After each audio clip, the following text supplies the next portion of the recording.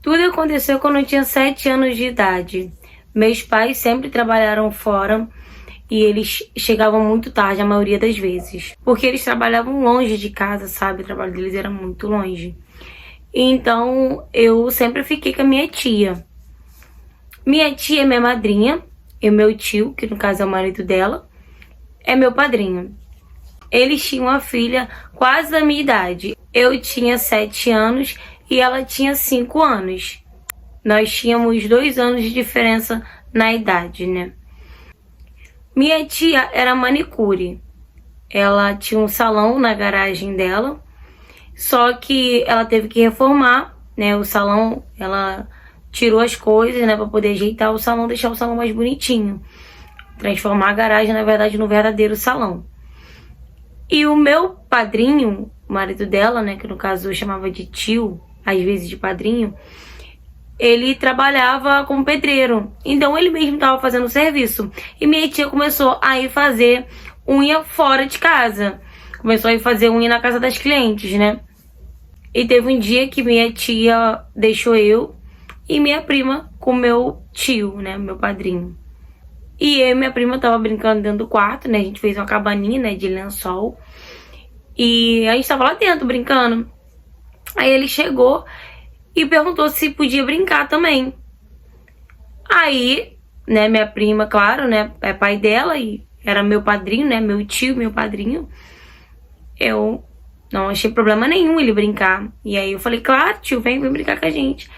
E aí ele falou, vamos brincar de papai e mamãe. Você vai ser a mãe, eu vou ser o pai, e ela, minha prima, né, ia ser a filha. Eu falei, tá bom.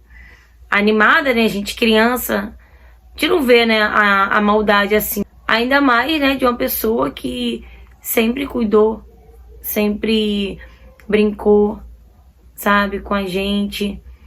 E aí ele foi e inventou de brincar como se minha prima tivesse ido pra escola. E ficar só eu e ele em casa. Só a mamãe e o papai vai ficar em casa e você vai pra escola. Tá? Você só vai voltar quando o papai falar pra você voltar. E minha prima foi. Saiu, né, da cabaninha que a gente tinha feito e foi pra sala. Ficou esperando, né, o meu tio, né, meu padrinho, o pai dela, falar pra ela voltar. Aí ele deitou e falou, você deita aqui, vem cá. Vamos esperar a nossa filha voltar da escola. Aí eu fui, deitei. Aí ele foi e falou assim, sabe o que a mamãe e o papai faz? Aí eu fui balançar a cabeça que não. Aí ele, mamãe e papai faz isso aqui. Aí começou a passar a mão na minha perna. Começou a passar a mão na minha perna.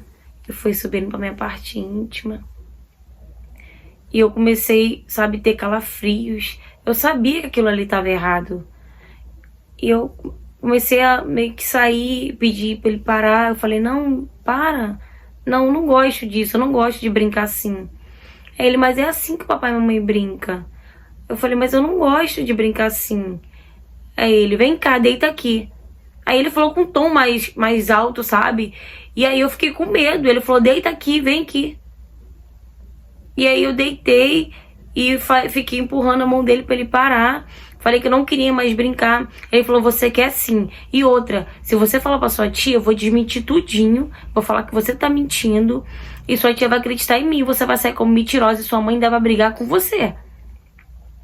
E eu fiquei quieta, sabe, olhando pra ele.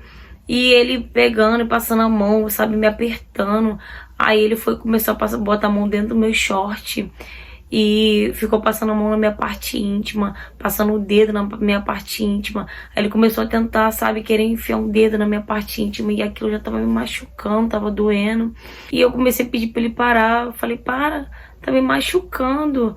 E ele falou, fica quietinha. E começou a passar a mão. E tentava enfiar o dedo. E aquilo tava me machucando, sabe?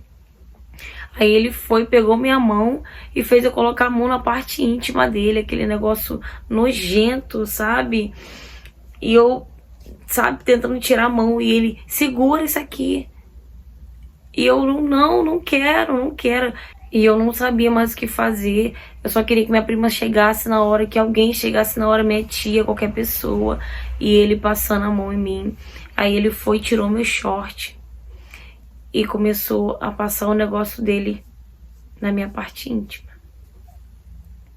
Ele começou a passar aquele negócio nojento, sabe? Em mim, na minha perna, na minha parte íntima. E aí eu comecei a chorar. Comecei a chorar. E ele, sabe, tentando penetrar o pênis dele, sabe, na minha parte íntima. E foi quando minha prima chegou.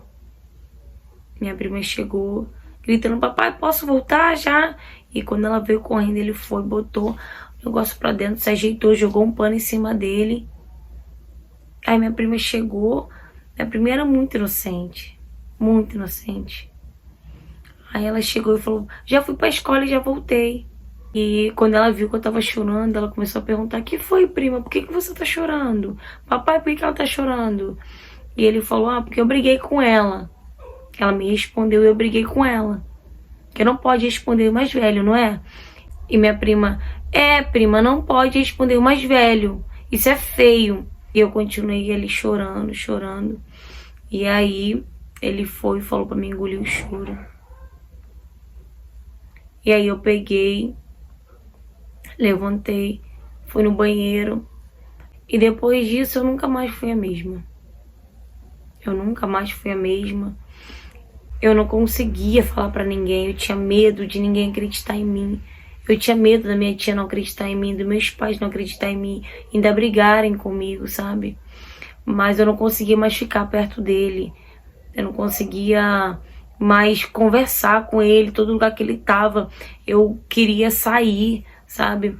E minha mãe até estranhou. Minha mãe até estranhou que ela me perguntou por que eu não queria ficar tanto na casa da minha tia como antes. E eu falava: nada, mãe, não é nada. Acredito que se ela tivesse assistido mais um pouco, eu tinha contado, sabe? Porque eu não tava mais aguentando guardar aquilo pra mim. Toda vez que eu lembrava daquela cena, sabe? Dele passando a mão dele em mim, ele passando o negócio dele em mim. Pra mim era horrível. Eu não conseguia dormir, eu tava tendo pesadelo direto. E eu guardei isso por um bom tempo, sabe?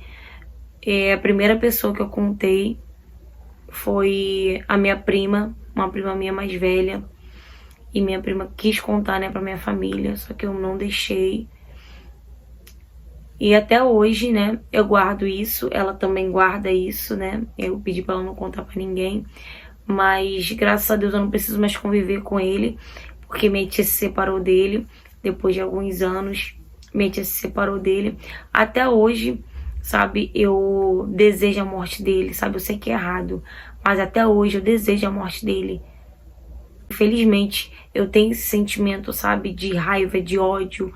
Eu queria que acontecesse alguma coisa com ele pra ele pagar por tudo que ele fez, sabe, comigo.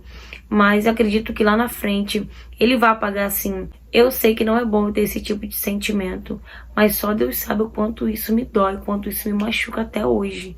Até hoje, mesmo depois de tanto tempo, isso me machuca tanto, sabe? Tanto ainda, que às vezes eu penso em contar pra minha mãe: mas o que vai adiantar? O que vai adiantar? A gente nem sabe mais dele. Então, não vai adiantar de mais nada também. E pra mim não fazer outras pessoas sentirem raiva ou dor por mim, sabe? Pelo que eu passei, eu prefiro deixar quieto. Eu prefiro não falar nada e levar isso comigo, né? Hoje eu trouxe essa história aqui para alertar muitas pessoas, porque eu me arrependo de não ter falado pra minha mãe quando isso aconteceu. Mesmo que minha mãe não fosse acreditar em mim, eu tinha que ter falado. Talvez eu não carregasse esse fardo tão grande, sabe, que eu carrego até hoje.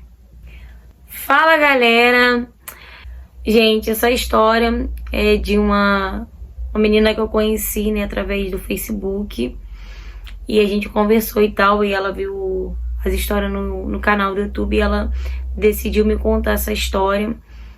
Mais uma história, né, que a gente vê de assédio, né, de abuso infantil.